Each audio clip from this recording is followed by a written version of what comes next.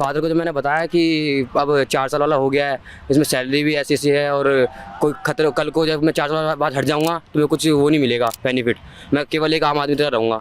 इस चक्कर में मैं फिर मना कर दिया कि नहीं करेगा, पढ़ाई कर अपनी, और मना कर दिया। वो तो ग्राउंड में बिना बताए आता हूँ, घर को वाले को बोलता ट्यूशन जा रहा हूँ, ऐसे से कि बोलता पढ़ने जा रहा हूँ, ऐसे लाइब्रेरी जा रहा हूँ और चुपके से यहाँ आ जाता हूँ, फिर यार रनिंग करके घर वापस ले आता हूँ। ये सोच के कर रहे थे कि अपनी भारत माता के लिए, देश के लिए जवान है, सैनिक के रूप में करेंगे, 17-18 साल ड्यूटी करेंगे, आराम से कटेगा। लेकिन 4 साल की ड्यूटी में क्या होगा, इससे बढ़िया तो हम कोई बिजनेस कर लेंगे आगे। 4 साल बच्चे है ना, हर चीज़ को जॉब मानते हैं, लेकिन एक आर्मी की तैयारी करने को जॉब नहीं मानते, अपना पैशन मानते हैं, अपना जुनून मानते हैं। देश पर मर मिटने की एक जुनून रहता है उनको अंदर के, हम देश के लिए कुछ करें। एक सरकार ने भी 4 साल का कर दिया है, तो वो जुनून उन बच्चों में कम दिख रहा है अब। सेना में भर्ती को लेकर 14 जून को देश के रक्षा मंत्री राजनाथ सिंह ने अग्निपथ योजना की घोषणा की, जिसका यूपी, बिहार से लेकर तेलंगाना और राजस्थान समेत कई राज्यों में विरोध किया गया।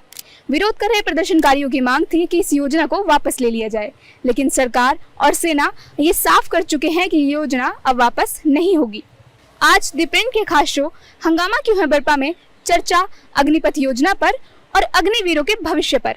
आज बात करेंगे कुछ युवाओं से और एक्सपर्ट से इस योजना के भविष्य पर।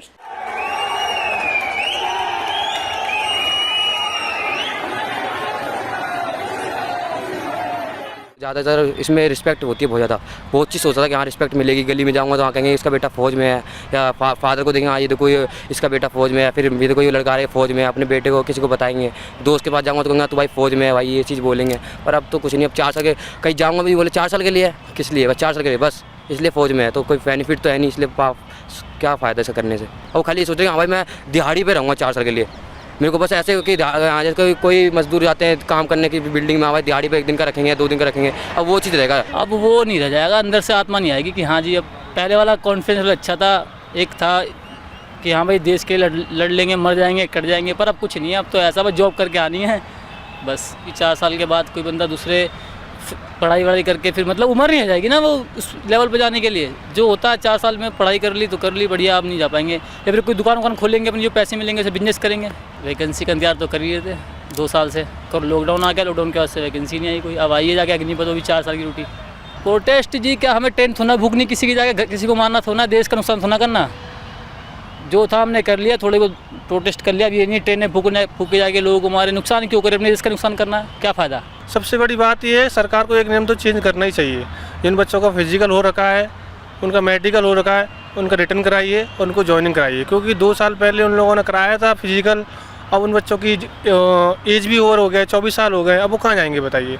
फिजिकल के लिए मेहनत की है 2-2.5 साल, और मेडिकल भी हुआ है उनका, अब वो उनका ख़त्म कर दिया है एकदम से, ये उनका गलत है, लेकिन उसको तो कराना चाहिए इन लोग को। सरकार की स्कीम के मुताबिक 17.5 साल से लेकर 21 साल के युवा इस स्कीम के जरिए सेना में भर्ती हो सकते हैं।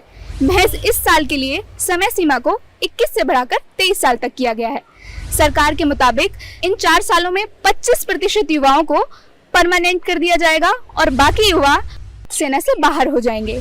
अब इन युवाओं की शिकायत है कि 4 साल बाद सेना में अपनी सेवा देने के बाद उनके पास रोजगार के क्या अवसर रह जाएंगे। सरकार लगातार उन्हें समझाने की और बताने की कोशिश कर रही है कि इस योजना के क्या क्या फायदे हैं, लेकिन जो युवा है उसमें असंतुष्टि और नाराजगी लगातार बनी हुई है।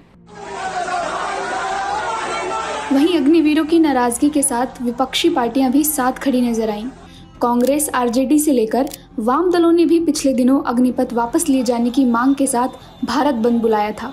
वहीं बिहार में राजनीतिक पार्टियों ने, आरजेडी और विपक्षी पार्टियों ने राजभवन तक मार्च भी निकाला और केंद्र से इस योजना को लेकर ठोस कदम उठाने की मांग भी की। जवान जब 21 से लेकर 23-24 साल की उम्र का होगा, जब वो फौज के 4 साल खत्म कर लेगा, उसके पास कम से कम 12.25 लाख रुपए तो उसी टाइम मिलेंगे, और कुछ उसने अगर बचत की होगी तो 20 लाख तक हो सकते हैं।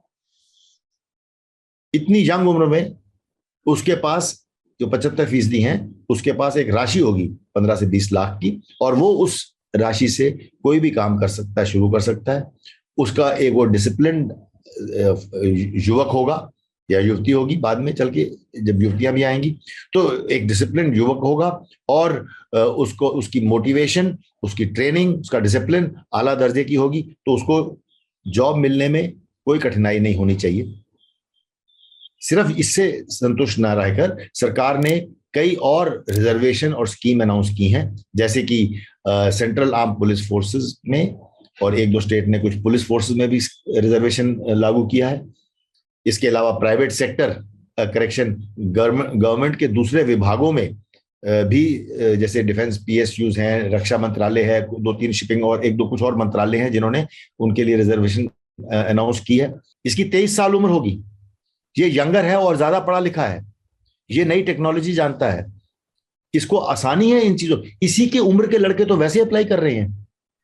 यही तो फर्क है।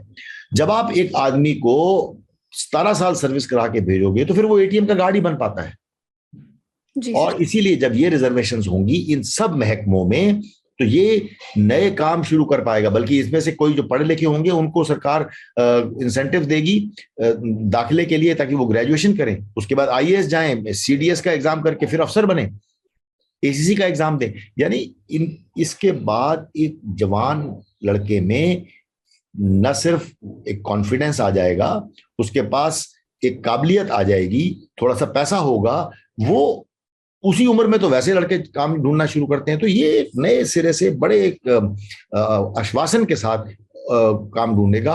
और मेरा मानना है कि ये जो 75% हैं ये अच्छी तरीके से सेटल होंगे।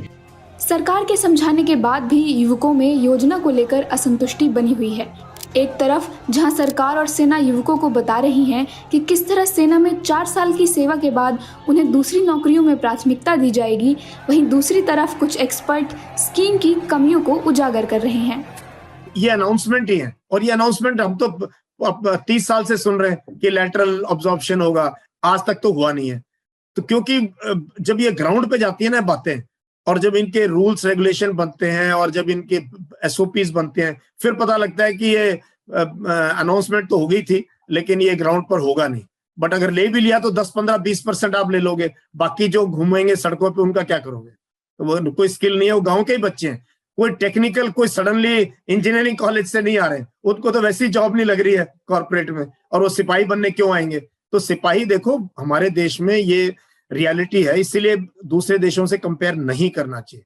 हमारा सिपाही अभी भी जो है या तो टियर सी और डी सिटी से आता है, टाउन से आता है छोटे छोटे, या बिल्कुल देहात से आता है, उसके पास कोई स्किल सेट नहीं, और ना ही फौज 4 साल में कोई स्किल दे सकती है उसको कि उसको बाहर महिंद्रा वाले ले लेंगे, एलएनटी ले लेगी। और ये आज बात कर रहे हैं, बट मुझे लगता नहीं कि ऐसा आज तक तो लिया नहीं। पहले इनको ले लो जो रिटायर हो रहे हैं अभी एक्स सर्विस में, 4 साल बाद ही आएंगे, तब देख लेंगे हम आपने कितने ले लिए। इस स्कीम का भविष्य वो डिसाइड करेंगे जब ये यूनिटों में जाएंगे, जब ये यूनिट्स में, कंपनी में एक्चुअली में जब, और जब ये 7-8 साल के अंदर कह रहे हैं हम हर उसमें यूनिट में जब 50% अग्निवीर हो जाएंगे, फिर इनसे कौन काम कराएगा और ये किस टाइप का रिस्पॉन्स करेंगे? इनके रैंक भी अलग है, इनके पे अलाउंस भी अलग है, इनको सैनिक भी नहीं कहा जाएगा, अग्निवीर ही कहा जाएगा।